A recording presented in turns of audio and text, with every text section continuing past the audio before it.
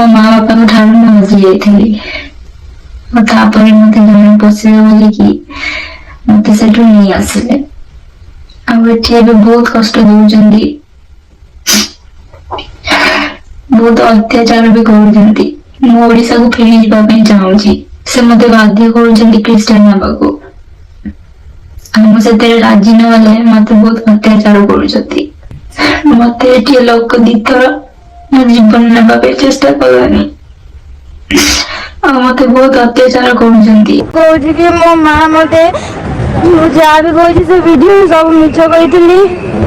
ଆଉ ମୋ ମା ମତେ ଫୋର୍ସ କରିନାହାନ୍ତି, ଟର୍ଚର କରିନାହାନ୍ତି, ଅବ୍ୟୁଜ କରିନାହାନ୍ତି। ମୁଁ ଯାହା ବି କରିଛି ମୁଁ ଓଡ଼ିଶା ଆସିବା ପାଇଁ କରିଛି। ଆଉ ମୁଁ ନିଜ ଇଚ୍ଛାରେ ରହିବା ପାଇଁ ଚାହୁଁଥିଲି, ସେଥିପାଇଁ ମୋ ମାଙ୍କ ନାଁରେ ମୁଁ ଏମିତି ମିଛ କହିଛି। ଆଜି କଣ ଘଟଣା ଘଟିଲା ସେଇଠି? ନା କିଛି ବି ହେଇନି। ମୋ ମା ମତେ କିଛି ବି ଫୋର୍ସ କରିନାହାନ୍ତି। ଓକେ। ବସ୍ ମୁଁ କହୁଛି କି ସେ ମୋ ବାବାଙ୍କୁ ମୋ ମାଙ୍କୁ ଛାଡ଼ି ଦିଅନ୍ତୁ, ତାକୁ ଟିକେ ସାହାଯ୍ୟ କରନ୍ତୁ। ସେ ଏବେ ବହୁତ ଟ୍ରବଲରେ ଅଛନ୍ତି। କୋଉ ମା କଥା କହୁଛ? ଯୋଉ ମା ଆମେରିକାରେ ଅଛନ୍ତି। ଓକେ, ଆପଣ ସେ ଯୋଉ ଭିଡିଓ କରିଥିଲେ ତ ଆପଣ ନିଜେ ହିଁ ସୁଟ୍ କରିଥିଲେ ନା? ହଁ ମୁଁ ଜାଣିଛି, ମୁଁ ଓଡ଼ିଶା ଆସିବା ପାଇଁ ଚାହୁଁଥିଲି, ସେଥିପାଇଁ ମୁଁ ଏମିତି କରିଛି। ଆଚ୍ଛା, କଣ ପାଇଁ ଓଡ଼ିଶା ଆସିବା ପାଇଁ ଚାହୁଁଥିଲ? ମୁଁ ନିଜ ଇଚ୍ଛାରେ ରହିବା ପାଇଁ ଚାହୁଁଥିଲି, ମୋ ମାଙ୍କ ସହ ନୁହଁ। ମୋ ମା ଭଲ, ମତେ ସବୁ କିଛି ଦେଇଛନ୍ତି, ମୁଁ ମାଗିଛି। କିନ୍ତୁ ମତେ ଏମିତି ଟର୍ଚର କି ମତେ ମାରିବା ପାଇଁ ବି ଚେଷ୍ଟା କରିନାହାନ୍ତି ମୋ ମା। କେହି ନଥିଲେ, ମୁଁ ଏମିତି ବନେଇଥିଲି। ମୁଁ ଓଡ଼ିଶା ଆସିବା ପାଇଁ ଚାହୁଁଥିଲି। ନା ସେତେବେଳେ ମୁଁ ଯାଇଥିଲି ଆମେରିକାକୁ, ଯେ ମୁଁ ଭାବିଲି ବୁଲିକି ଆସିବି। ଆଉ ମତେ ଭଲ ଲାଗିଲାନି ଆମେରିକା ସେଇ ଲାଇଫଷ୍ଟାଇଲ। ମୁଁ ଅମର ପାଖରେ ରହିବି। ହଁ, ତାକୁ ଭାଇକି ତା ସହିତ ରହିବି। ହଁ କହିଛି। ଯେହେତୁ ରାଜି ନଥିଲେ, ସେ ମତେ ବାରମ୍ବାର ମନା କରୁଥିଲେ ଯେ ତା ସହିତ କଥା ହଉନି ବୋଲିକି, ତଥାପି ମୁଁ କଥା ହଉଥିଲି ତା ସହ। ସମସ୍ତଙ୍କୁ ପ୍ରଭୁ ଯୀଶୁଖ୍ରୀଷ୍ଟଙ୍କର ମଧୁମୟ ନାମରେ ମୋର ଆନ୍ତରିକ ନମସ୍କାର। ଖ୍ରୀଷ୍ଟରେ ପ୍ରିୟ ଭାଇ ଏବଂ ଭଉଣୀମାନେ, ବର୍ତ୍ତମାନ ଗୋଟିଏ ନ୍ୟୁଜ୍ ପ୍ରବଳ ମାତ୍ରାରେ ଭାଇରାଲ୍ ହେଉଛି। ଆଉ ନ୍ୟୁଜ୍ ଭାଇରାଲ୍ ହେଉଛି ତାର କାରଣ ହେଉଛି ଏମାନେ ସେମିତି ଏକ କାଣ୍ଡ କରିଛନ୍ତି, ଯେଉଁଟା ଆପଣ ଥମ୍ବନେଲ୍ରେ ଦେଖିଲେ। ଯଦି ଆପଣ କ'ଣ ହେଇଛି ଜାଣିନାହାନ୍ତି, ମୁଁ ଜଷ୍ଟ ଟିକିଏ ଆପଣଙ୍କୁ ମନେ ପକାଇ ଦେଉଛି। ଏମାନେ ସେଇ ପୁଅ ସେଇ ଝିଅ ଯେଉଁମାନଙ୍କର ମାଇଣ୍ଡ ହେଉଛି ଏକ ମାଷ୍ଟର ମାଇଣ୍ଡ। ଏମାନଙ୍କର ମାଇଣ୍ଡ ଏମିତି ମାଷ୍ଟର ମାଇଣ୍ଡ, ଏମାନେ ଓଡ଼ିଶା ସରକାରଙ୍କୁ ମଧ୍ୟ ଏମାନେ ଭକୁଆ ବନେଇ ଦେଲେ। ହଁ ପ୍ରିୟ ବନ୍ଧୁଗଣ, ଏମାନେ ଓଡ଼ିଶା ସରକାରଙ୍କୁ ବି ଏମାନେ ଭକୁଆ ବନେଇ ଦେଲେ ଯେ ଦେଖ, ଆମକୁ ଏଠି ନିର୍ଯାତନା ଦିଆହେଉଛି। ଆମକୁ ତ ନୁହେଁ, ମୁଁ ଜଣଙ୍କ ବିଷୟରେ କହିବି। ଆଉ ସିଏ ହେଉଛି ପୂଜା ଓରଫ ସେଜଲ। ଗୋଟିଏ ଝିଅ ଆମେରିକାର ଥାଇକି ଭିଡ଼ିଓ ତିଆରି କରୁଛି ଖ୍ରୀଷ୍ଟିଆନିଟି ବିରୁଦ୍ଧରେ, ଯୀଶୁଙ୍କ ବିରୁଦ୍ଧରେ। ଆଉ ସେ ଭିଡ଼ିଓ ଦେଖିକି ଏମିତି ଲାଗୁଛି ଆଉ ସତରେ ଯେମିତି ଏଇ ଝିଅକୁ ନିର୍ଯାତନା ଦିଆଯାଉଛି, ମାନେ ଧର୍ମ ପରିବର୍ତ୍ତନ ପାଇଁ ପ୍ରେସର ପକା ହେଉଛି। କିନ୍ତୁ ଏମାନଙ୍କର ପ୍ଲାନ୍ ଥିଲା ଅଲଗା। ଆଉ କାରଣ କ'ଣ, ସେଜଲର ଯେଉଁ ପାଳିତ ପିତାମାତା, ତାଙ୍କ ପାଖରେ ସମ୍ପତ୍ତିର ପରିମାଣ ବହୁତ ସମ୍ପତ୍ତି। ଆଉ ଏଇ କଥା ପୂଜା ଜଣେଇଥିଲା କାହାକୁ? ଅମରକୁ ଜଣେଇଥିଲା। ଏବଂ ଅମର ଗୋଟେ ମାଷ୍ଟର ମାଇଣ୍ଡ ଗୋଟେ କରିଥିଲା, ପ୍ଲାନ୍ କରିଥିଲା ଯେ ସେ କ'ଣ କରିବ, ପାଳିତ ପିତାମାତାଙ୍କୁ, ଯେଉଁମାନେ କି ମାନେ ଫରେନ୍ରେ ଅଛନ୍ତି, ଆମେରିକାରେ ଅଛନ୍ତି, ତାଙ୍କୁ ଇଏ କ'ଣ କରିବ, ପଇସା ମାଗିବ। ସିଏ ପୁଣି 1,00,000 2,00,000 ନୁହେଁ, ପୁରା 1,000,000,000 ମାଗିଥିଲା ଯେ ତୁମେ ସେଜଲକୁ ନିର୍ଯାତନା ଦେଉଛ, ଧର୍ମ ପରିବର୍ତ୍ତନ ପାଇଁ ବାଧ୍ୟ କରୁଛ। ତୁମେ ଯଦି ମୋତେ 1,00,000,000 ନ ଦେବ, ତେବେ ମୁଁ କ'ଣ କରିବି, ତୁମର କାମ ସବୁ କଳା କାରନାମା ପର୍ଦ୍ଦାଫାଶ କରିଦେବି। ଏମିତି ବ୍ଲାକମେଲିଂ କରିଥିଲା କିଏ? ଅମର କରିଥିଲା। ଆଉ ଏ ଅମରକୁ ବି ଟିକେ ଲାଜ ନାହିଁ, କି ଏ ଝିଅକୁ ବି ଟିକେ ଲାଜ ନାହିଁ। ଅମର ହେଉଛି ପୂର୍ବର ବିବାହିତ, ତାର ଗୋଟେ ପିଲା ମଧ୍ୟ ଅଛି। ତଥାପି ଏଇ ଝିଅ ସେ ଚାହୁଁଛି ଅମର ପାଖକୁ ଯିବା ପାଇଁ, ତା ସହିତ ସାରା ଜୀବନ ବିତେଇବାକୁ। ଦେଖନ୍ତୁ, ଏ ଜାଗତିକ ପ୍ରେମ ଯେଉଁ ରହିଛି ପ୍ରିୟ ବନ୍ଧୁଗଣ, ଇଏ ବେଶୀ ଦିନ ପାଇଁ ନାହିଁ। ବାହାଘର ପୂର୍ବରୁ ଯେଉଁ ପ୍ରେମ ହୁଏ ସେଥିରେ ବହୁତ ଆନନ୍ଦ ଥାଏ। ସେମାନଙ୍କୁ ଲାଗେ ଯେ ପ୍ରେମିକ ପ୍ରେମିକାମାନଙ୍କୁ ଯେମିତି ଆମେ ସାରା ଜୀବନ ଆମର ଏଇ ପ୍ରେମଟା ଆମର ରହିଥିବ। କିନ୍ତୁ ଯେତେବେଳେ ବାହାଘର ହେଇଯାଏ, ପ୍ରକୃତ ପ୍ରେମଟା ଜଣାପଡ଼େ ବାହାଘର ପରେ।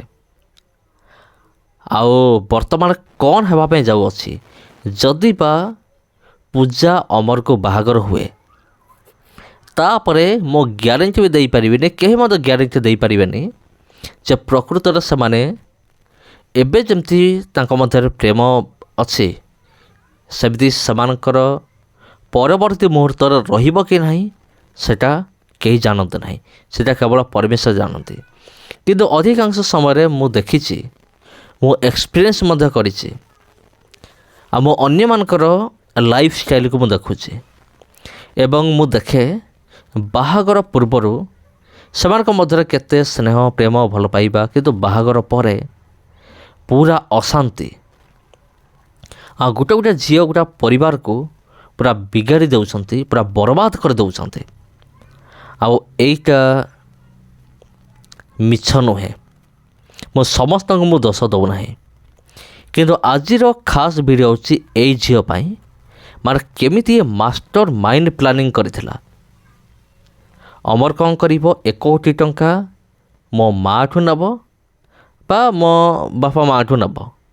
ମୁଁ କ'ଣ କରିବି, ଅମର ପାଖକୁ ଚାଲିଯିବି, ଚାଲି ଯାଇକି ସେ 1 କୋଟି ଟଙ୍କାରେ ଆମେ କ'ଣ କରିବ, ଅୟାସିରେ ଆରାମରେ ଆମେ ଜୀବନ ବିତେଇବୁ, ଜୀବନ ସାରା। କିନ୍ତୁ ପ୍ରିୟ ବନ୍ଧୁଗଣ,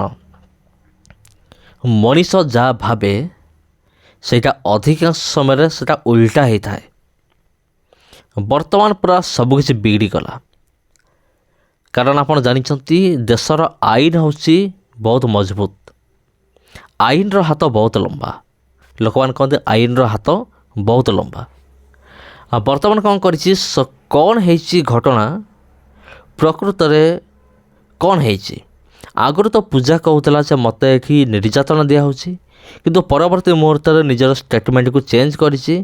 ପ୍ରକୃତରେ ଘଟଣା କ'ଣ, ଯେତେବେଳେ ପୋଲିସ ପୁରା ବିଷୟକୁ କ'ଣ କଲା, ଅନୁଧ୍ୟାନ କଲା, ପୁରା ଛାନଭିନ କଲା, କ'ଣ ହେଇଛି ପ୍ରକୃତରେ ଜାଣିବା ପାଇଁ ଯେତେବେଳେ ପୋଲିସ ଇଚ୍ଛା ପ୍ରକାଶ କଲା, ଯେତେବେଳେ ପୋଲିସ ତଦନ୍ତ କଲା, ସେତେବେଳେ ପ୍ରଥମ ଦୋଷୀ ବାହାରିଲା ଅମର। ଆଉ ଯେତେବେଳେ ଆହୁରି ତଦନ୍ତ କରାଗଲା, ସେତେବେଳେ ଆହୁରି ମଧ୍ୟ ଅମର ନାଁରେ ବହୁତ କିଛି ବିଷୟ ବାହାରିଲା।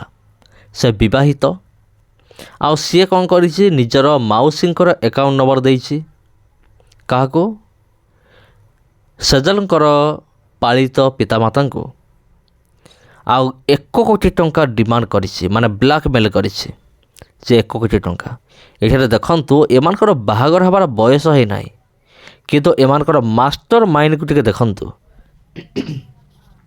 ଆଉ ସମସ୍ତେ ତ କହନ୍ତି ଓଡ଼ିଶା ସରକାର ଜନସାଧାରଣଙ୍କୁ ବୋକା ବନାଉଛନ୍ତି, କିନ୍ତୁ ଏଠି ଦେଖନ୍ତୁ ଏକ ଝିଅ ସରକାରଙ୍କୁ ବୋକା ବନେଇ ଦେଲା।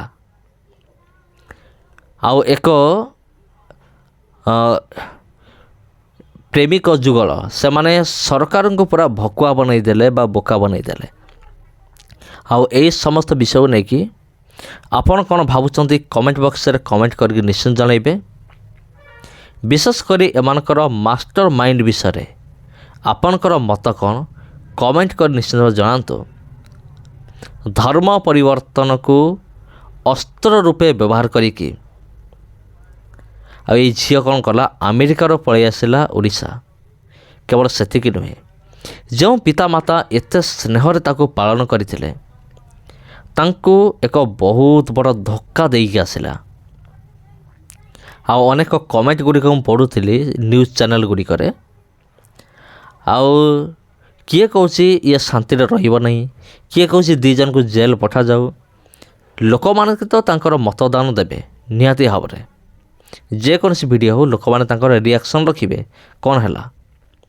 କିନ୍ତୁ ପ୍ରକୃତରେ ଯଦି ବର୍ତ୍ତମାନ ଅମରକୁ ଜେଲ୍ ହେଇଯାଏ, ତେବେ ପୂଜାର ଅବସ୍ଥା କ'ଣ ହେବ, ସେଇଟା ହେଉଛି ସବୁଠାରୁ ବଡ଼ ପ୍ରଶ୍ନବାଚୀ। ତେବେ ପ୍ରିୟ ବନ୍ଧୁଗଣ, ଏଭଳି ମାଷ୍ଟର ମାଇଣ୍ଡ ପ୍ରେମୀ ଯୁଗଳ ପାଇଁ ଆପଣ କ'ଣ ମେସେଜ୍ ରଖିଛନ୍ତି କମେଣ୍ଟ ବକ୍ସରେ କମେଣ୍ଟ କରନ୍ତୁ। ଧନ୍ୟବାଦ। ପୁଣି ଭେଟ ହେବ ଆଉ ଗୋଟେ ଭିଡ଼ିଓରେ।